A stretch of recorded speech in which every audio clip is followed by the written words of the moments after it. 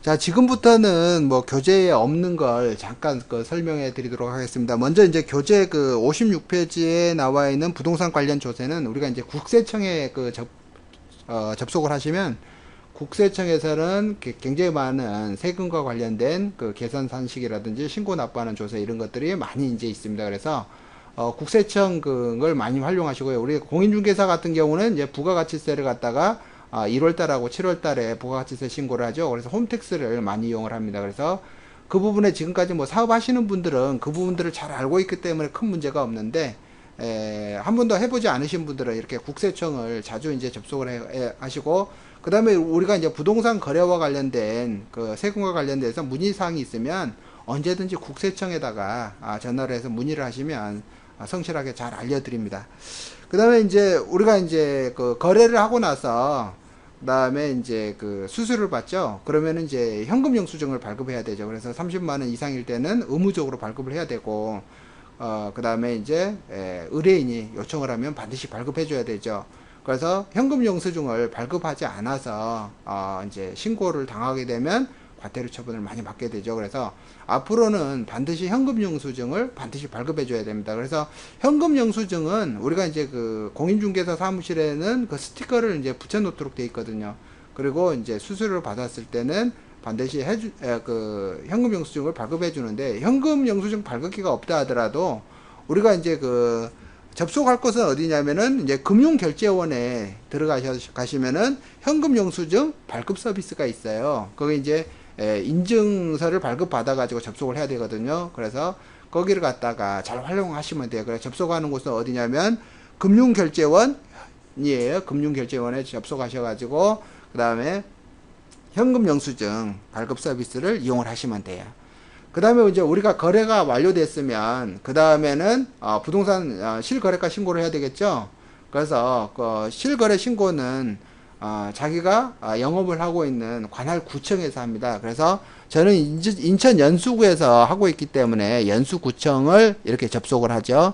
그래서 연수구청을 접속을 해보면은 여기서 우리가 이제 연수 구청 홈페이지인데, 여기서 우리가 부동산 관리를 어디서 하느냐 그러면 여기서 부동산 거래 관리를 하게 되죠. 오른쪽에 자주 찾는 정보에 있죠. 부동산 거래 관리 있고, 그 옆에 보니까 도로명 주소가 있죠. 우리가 지금은 이제 주소가 옛날 집원이 있고, 요즘은 이제 도로명 주소를 이제 변기해서 쓰고 있죠. 그래서 계약서에 되어 있고, 그 다음에 등기부등본에도 같이 나오기 때문에 큰 어려움은 없는데, 우리가 찾을 때는 이 도로명 주소 안내 여기 와서 이제 확인하시면 되고요. 그래서 여기서 이제 부동산 이제 거래 관리 실을 누르시게 되면은, 자, 실제로는 이 부분이 공인 인증을 해야 됩니다. 그래서 제가 지금 설명을 해드리기 위해서 접속을 했는데, 지금 이제 공인 인증이 여기는 안 돼 있기 때문에 여기에 부동산 거래 신고 등록을 해야 되고요. 그 다음에 이제 내가 부동산 거래 신고한 것들에 대한 이력 조회를 해야 되죠. 그래서 이런 것들은 구청 지적과에서 주로 업무 관리를 합니다.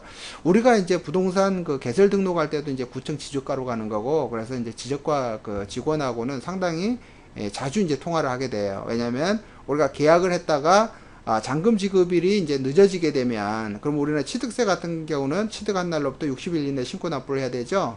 그 다음에 그래서 60일 이내 거래 신고를 해야 되는데, 우리가 계약서를 작성하고 잔금 지급일이 굉장히 늦어지면, 그러면 이제 계약서상 잔금 지급일이 변경될 때도 있고, 그 다음에 당사자가 변경될 때도 있고 그러죠.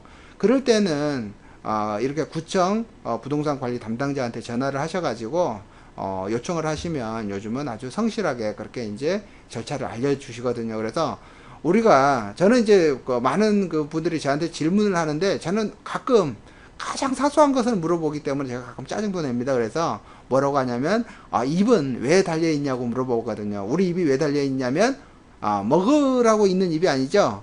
물어보라고도 있는 입이에요. 그래서 성실하게 자세하게 답변을 해주는 곳이 굉장히 많이 있기 때문에 내가 지금 업무와 관련돼 가지고 굉장히 지금 궁금한 것이 있으면 항상 어디다 물어봐야 될 건지 그걸 이제 잘 알아서 그쪽으로 물어봐야 되겠죠. 그래서 우리가 부동산과 관련돼서는 구청 지적과에서 집중적으로 업무를 관할하고 있기 때문에 그쪽으로 문의를 하시면 계약서 작성 관리와 관련해서 아마 성실하게 답변을 해 주실 거예요. 요즘에 이제 워낙 부동산 거래가 뜸해가지고 거래 신고를 한 번도 못 해보신 분들도 많아요. 근데 우리가 이제 처음에 부동산업을 등록을 해서 이렇게 이제 거래 신고를 하려고 보면 굉장히 어려울 때도 있거든요. 그럴 때마다 걱정하지 마시고 지적과에다가 문의를 하시면, 그러면 이제 잘못되어 있으면 수정하라고 통보가 날라오기도 하거든요. 그래서 그 부분을 잘 활용하시면 됩니다. 지금 요 사이트에서는 제가 이제 공인인증서가 되어 있지 않기 때문에 실제로 이제 계약 연습을 할 수는 없는데, 앞으로 여러분들이 매매 거래를 했다, 그래서 부동산 실거래 신고를 한다 그러면 이렇게 구청 부동산 관리 시스템에 접속을 해서 거래 신고를 하고, 그 다음에 이제 신고 필증을 나중에 출력을 해야 돼요. 그래서 잔금 지급일날 신고 필증을 출력을 해서, 그 다음에 이제 부동산 매매 거래 계약서와 함께 법무사에게 등기 의뢰를 하죠. 그래서 반드시 우리가 거래 신고를 하게 되면, 그래서 신고 필증이 떨어지면 신고 필증을 반드시 출력을 해서 계약서에다가 붙여놓고 꼭 있어야 된다라는 거죠. 그러니까 만약에 거래 신고를 했다. 근데 이제 조심해야 될 게 뭐냐면, 요즘 같은 경우는 매매 계약을 했다가 부동산 거래가 깨지는 경우가 많죠. 그래서 항상 부동산 거래를 하게 되면 즉시 신고하는 것이 아니라 일정한 시간이 경과한 후에 한다라는 거예요. 왜냐면 부동산 거래가 뭐 취소될 수도 있으니까요. 그래서 그 부분은 좀 거래를 하시다 보면 자연적으로 습득하는 거고요. 그래서 이 부동산 관리 시스템을 잘 활용하시고요. 그리고 이제 그 나머지로는 이제 우리가 이제 부동산 가격을 갖다 열람하는 건데, 공시지가를 열람하는 거죠. 그 다음에 이제 실거래가 신고를 확인하는 방법이 있죠. 그래서 실거래가는 지금은 서울시 같은 경우는 전월세 같은 경우도 굉장히 자세하게 실거래가를 지금 반영해주고 있습니다. 그래서 근데 이게 또 어떤 문제가 있냐면, 이게 너무 노출되다 보니까 매도인하고 매수인이 실제 거래되고 있는 가격을 정확히 알고 있다라는 거예요. 그래서 우리가 어떻게 보면 옛날에 우리가 돈을 많이 벌게 됐던 인정작업이라든지 업계약서, 다운계약서 이런 것을 하기가 굉장히 어려워지는 그런 이제 시대가 됐다라는 거죠. 그래서 토지시장 말고 이렇게 이제 주택시장에서는 실거래가 신고를 하게 되고, 그 실거래가 정보를 갖다가 매달 국토해양부에서 이제 공시를 하고 있죠. 그래서 인터넷상으로는 국토해양부 부동산 가격 공시가격 알림이도 있고, 그 다음에 이제 서울시 같은 경우는 부동산 정보 통합 포탈을 운영하고 있기 때문에 거기 전월세 변동 사항도 정확히 알 수가 있죠. 그래서 요즘은 내가 조금만 주의를 기울이면 부동산과 관련된 모든 정보를 인터넷으로 다 확인할 수 있는 그런 시대가 되었다라는 거죠. 그래서 이제 특히 문제가 되는 게, 우리 이제 공인중개사들이 계약서를 작성할 때 조금이라도 하자가 발생을 하게 된다면, 그러면 의뢰인은 반드시 그걸 문제 삼아서 반드시 공인중개사에게 피해가 발생을 하게 된다라는 거예요. 그래서 계약서 쓸 때만큼은 꼼꼼히 써야 되고, 그래서 지금 제가 이 과정을 통해서 여러분들에게 알려드리는 이 방법 중에서도 아직 좀 미비하거든요. 왜냐면 우리가 이제 저번 시간에 계약서를 작성 연습을 했고, 중개대상물 확인설명서를 작성하는 연습을 했죠.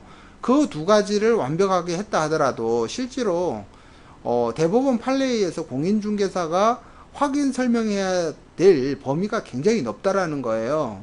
그렇기 때문에 그 중에서 하나라도 만약에 확인 설명을 하지 않아서 계약에 하자가 발생했다 그러면은 부동산에 관한 최고 전문가로서의 지위를 인정받는 공인중개사가 그 책임을 다 져야 된다라는 거죠. 그래서 우리가 계약서상에 한 장짜리 계약서하고 중개대상물 확인설명서하고, 지금 이제 제가 발급받는 서류들 다 이제 확인하는 방법 해줬죠. 이것만으로도 다 완벽하냐? 그러면 그렇지가 않다라는 거죠. 그래서 확인설명서란에서 만약에 하나라도 빠졌다, 확인설명서에 없다 하더라도 물건의 현황을 설명할 때 그게 빠뜨렸다 그러면은 공인중개사의 과실을 바로 이제 인정을 해야 되는 그 불상사가 생기는 거거든요. 그래서 제가 앞으로 지금 이제 설명해 드릴 표준 계약화 작업 과정에 있는 것들은 확인 설명서도 굉장히 꼼꼼하게 만들어 놨죠. 그래서 목적물의 현황 설명서라고 해가지고 문을 열고 들어가기 시작해서 그 내부를 꼼꼼히 살펴볼 수 있도록 순차적으로 다 만들어 놨죠. 그래서 우리 이제 공인중개사들이 계약서 작성하고 그 다음에 확인 설명하는 이 부분에 대해서만큼은 완벽해야 되겠습니다. 요즘은 특히 이제 그 직거래 사이트가 많이 이제 발전을 하고 그 다음에 이제 그 인터넷 문화가 워낙 발전하다 보니까 오히려 이제 소비자들이 강자가 되고 우리 공인중개사가 오히려 약자가 되는 그런 현상이 발생했거든요. 그래서 우리가 우리의 정당한 지위를 갖다가 찾기 위해서는 우리가 부단히 노력을 하고 그 다음에 원리 원칙대로 그렇게 업무를 추진하다 보면 당연히 사회에서도 인정받고 존경받는 공인중개사가 되지 않을까 그런 생각을 합니다. 하여튼 그 책에 있는 정도만 정확하게 해도 전혀 위험이 없을 거라고 그렇게 사료가 됩니다. 그래서 오늘 수업은 여기까지 하고요. 다음 시간에는 우리가 이제 본격적으로 계약서 작성하는 방법에 대해서 칠판에 이제 화상 강의로 그렇게 이제 진행을 하도록 하겠습니다. 감사합니다.